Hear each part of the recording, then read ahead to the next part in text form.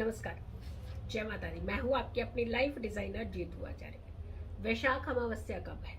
और वैशाख अमावस्या पर 3 महायोग बन रहे हैं और इसमें सिर्फ एक फायदा नहीं, कई गुना ज्यादा फायदा मिलने वाला है। पहली बात, जो पितृ दोष से पीड़ित होते हैं उन्हें पितृ दोष के लिए अगर कुछ काम करें, कुछ कार्य करें, कुछ दान करें तो उन्हें पितृ दोष से मुक्ति मिलती है। काल सर्प दोष, हर कोई ज्यादा पीड़ित रहता है, परेशान रहता है। अब दोष समझे या योग समझे, अगर आप घबराते हैं तो उसको दोष समझते हैं, अगर आपको फायदा दे रहे हैं तो उसे आप योग समझते हैं। लेकिन दोष तो नहीं होता, योग होता है। बट फिर भी अगर आप किसी भी तरीके का एक वहम डर लेकर के चल रहे हैं कि काल सर्प दोष की वजह से आपके सारे काम बिगड़ गए हैं, तो इस अमावस्या पर कुछ खास उपाय करने से, एक महा उपाय है, उसे करने से आपके अंदर का डर वहम खत्म हो जाएगा और आपको अच्छे काम करने का एक अच्छा अवसर मिलेगा, मौका मिलेगा। फिर आती है शनि दोष। कहते हैं अमावस्या पर अगर आप पीपल के इर्द गिर्द कोई एक खास विधि, खास उपाय करते हैं तो शनि दोष से भी मुक्ति मिलती है। फिर आती है हमारी कर्म दोष। कई बार जाने अनजाने में हमसे कर्म खराब हो जाते हैं, करना नहीं चाहता है, कोई भी नहीं करना चाहता है। देखिए, अपने कर्म को कोई भी खराब नहीं करना चाहता है, कोई भी अपशब्द बोल करके अपनी जुबान को खराब नहीं करना चाहते हैं। लेकिन ग्रह इतने बलवान होते हैं ना, वो करवा देते हैं। वही करवाते हैं, तभी तो आपकी असलियत को बाहर लाते हैं। तो ग्रह करवा रहे हैं, आप नहीं करना चाह रहे हैं, तो ग्रह ऐसा ना करवाएं। इसके लिए कुछ खास उपाय होते हैं, उसे करना चाहिए। अब ये वैशाख अमावस्या का किस दिन मनानी है आपने? 7 मई को जो तिथि शुरू हो रही है वो हो रही है सुबह 11:41 पर।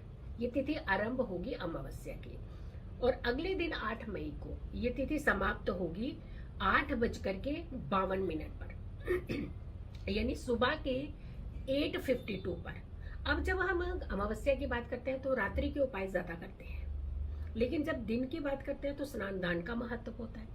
तो यानी अगर आप पीपल के नीचे दीपक जला करके प्रज्वलित करना चाहते हैं, कुछ विधि विधान करना चाहते हैं, तो वो आप 7 की शाम को कर सकते हैं। लेकिन 8 तारीख की सुबह पे दान कर सकते हैं, स्नान कर सकते हैं, पितरों के निमित्त कुछ काम कर सकते हैं, या फिर पितृ दोष से मुक्ति के लिए उपाय कर सकते हैं। इसके अलावा जो काल सर्प दोष आप कहते हैं ना, उसके लिए भी मुक्ति पा सकते हैं।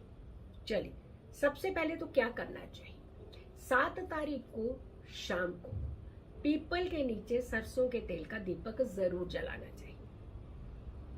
और ये दीपक जलाते हुए 4 मुख का दीपक जलाइएगा। ध्यान रखिएगा, पहली दिशा अगर दक्षिण की तरफ की जलाते हैं, दक्षिण दिशा से जलाते हुए आप सारे दीपक जला सकते हैं, लेकिन पहला दीपक दक्षिण की ओर का जलाइएगा।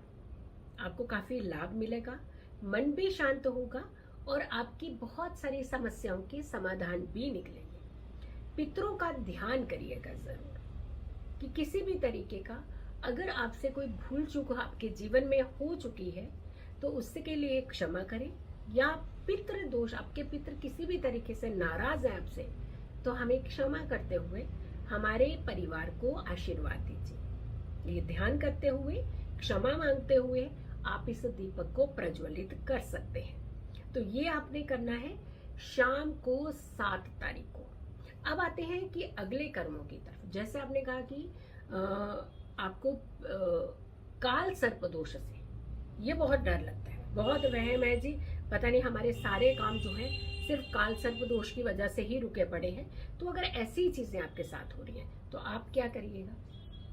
गंगा जल लीजिए और गंगा जल में आप नाग नागिन का जोड़ा डाल लीजिएगा। 8 तारीख की सुबह तक है ये जो योग अमावस्या का, लेकिन उदया की तिथि होने के कारण पूरा दिन इसका महत्व भी रहता है। तो आप ये मत सोचिएगा कि 8:52 पर अगर तिथि खत्म हो गई तो बस जी अमावस्या खत्म हो गई, हमारा कोई लेना देना नहीं है। लेकिन जब उदया तिथि होती है, पूरा दिन आप धर्म कर्म के काम कर सकते हैं।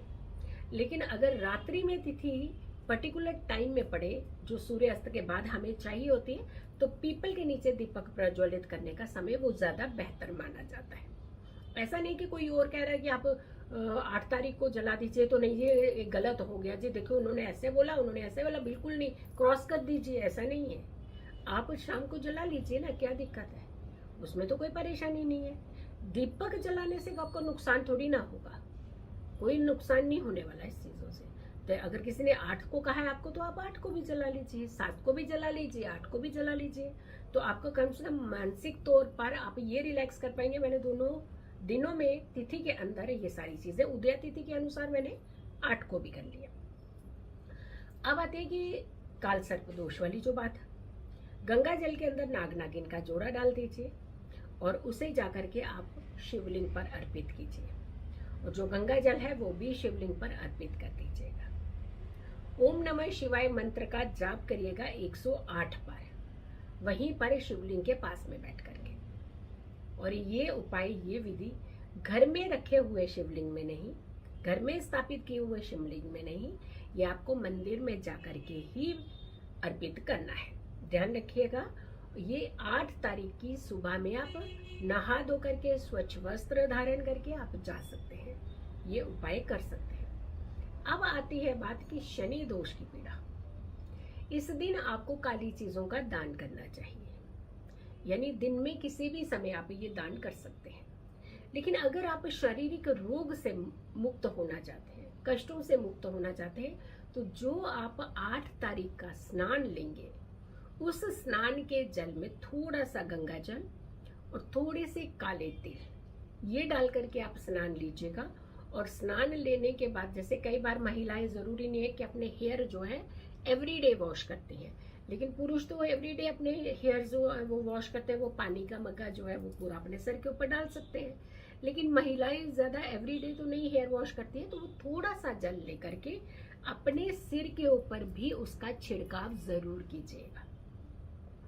घर के अंदर अगर कोई रोगी व्यक्ति है, खास करके बहुत समय से वो बीमार पड़े हैं और उनका कोई इलाज नहीं हो पा रहा, मानसिक तौर पर भी अब वो डिस्टर्ब होते जा रहे हैं, डिप्रेशन में आते जा रहे हैं। देखिए, बहुत समय तक बीमार पड़ना, लंबी पीड़ा से पड़ना, तो ये किसी को भी पसंद नहीं होता। और एक तो देखिए 2-3 चीजें होती हैं इसमें। एक तो एंजाइटी तो आपको क्रिएट करता ही करता है, धन का नुकसान करता है, हैप्पीनेस आपके घर से चली जाती है, और उस व्यक्ति के अंदर एक मॉरल की जो है वो कमी होना शुरू हो जाती है, यानी हार मानने लगता है वो व्यक्ति, अपनी तकलीफों से हार मानने लगता है अपने जीवन में। ऐसे वो बहुत स्ट्रांग होते हैं, लेकिन जो तकलीफें होती हैं वो कहीं ना कहीं इंसान को कमजोर करने लगती है।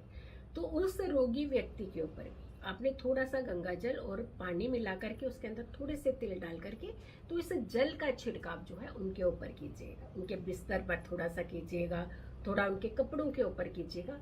इससे भी उनकी तकलीफें जो है वो दूर होंगी और उन्हें जल्दी एक दवाई जो है वो असर करने लगेगी और बीमारी से धीरे धीरे धीरे धीरे उन्हें मुक्ति मिलने लगेगी। तो अगर इस तरीके के काम आप करते हैं तो आपको काफी लाभ होता है, फायदा होता है।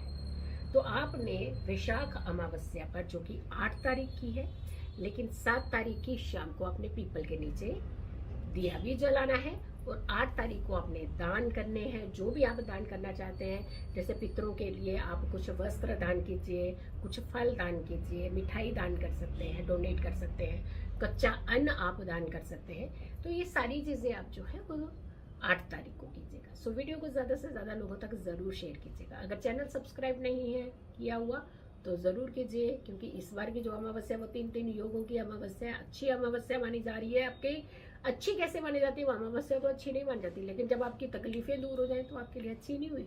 तो इस वीडियो को आपने बहुत सारे लोगों को जरूर शेयर करना है। खुश रहें, स्वस्थ रहें, पॉजिटिव रहें।